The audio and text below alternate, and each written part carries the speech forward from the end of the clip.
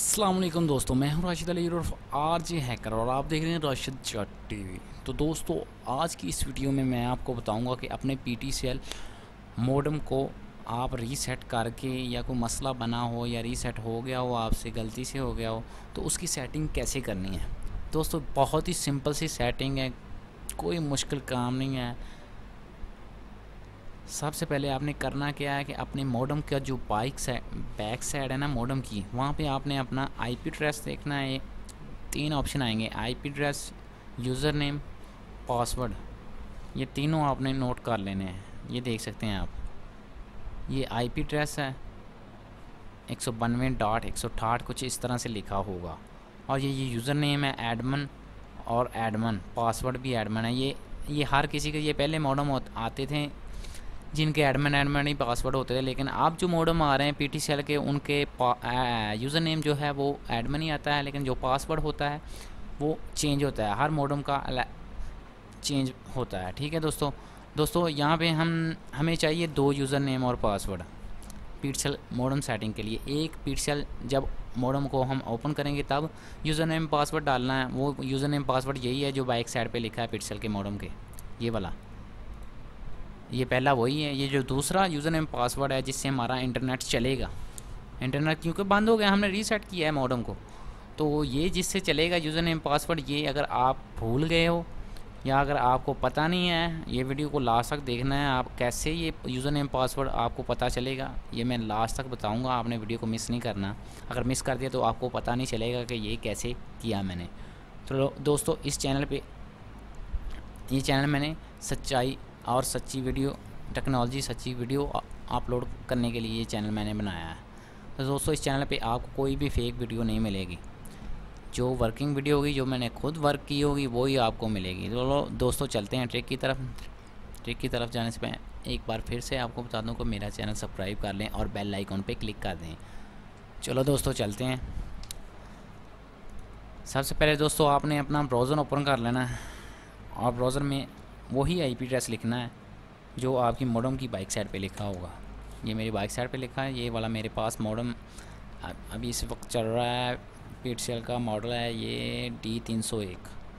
दोस्तों, यहाँ पे आपने एडमिन डालना है और यहाँ पे जो बाइक साइड पे पासवर्ड लिखा होगा,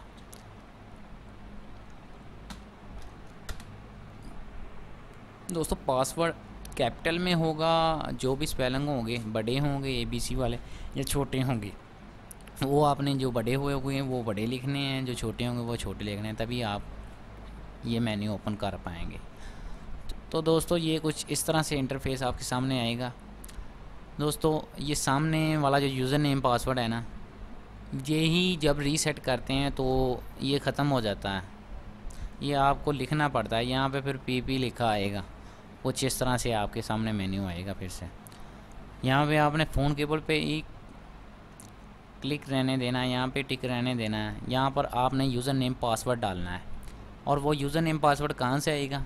अगर तो आपके पास पहले से लिखा हुआ है पीटीसीएल का नुमाइंदा, जो लैंडमैन है, जो आपका कनेक्शन लगा के गया है पीटीसीएल का, अगर वो आपको देकर गया है, अगर आपने लिखा हुआ है कॉपी पेंसिल पे लैदा, तो वो आप यहाँ पे एंटर कर दें। अगर आपने नहीं लिखा हुआ तो आप अपना पीटीसीएल का मॉडेम का जो पैकिंग डब्बा है वो ओपन करें। उसके साइड पे या आगे पीछे कहीं पे भी पेंसिल से वो लिखा होगा उसने यूज़र नेम पासवर्ड। अगर वहाँ पे भी नहीं लिखा तो सिंपली आपके पास अगर टेलीफोन है, लैंडलाइन, क्योंकि जब भी जिस किसी ने भी पीटीसीएल लगाया होगा उसके पास लैंडलाइन टेलीफोन तो होगा ही, क्योंकि वो फ्री है, फ्री में कॉल होती है उससे हेल्पलाइन पे।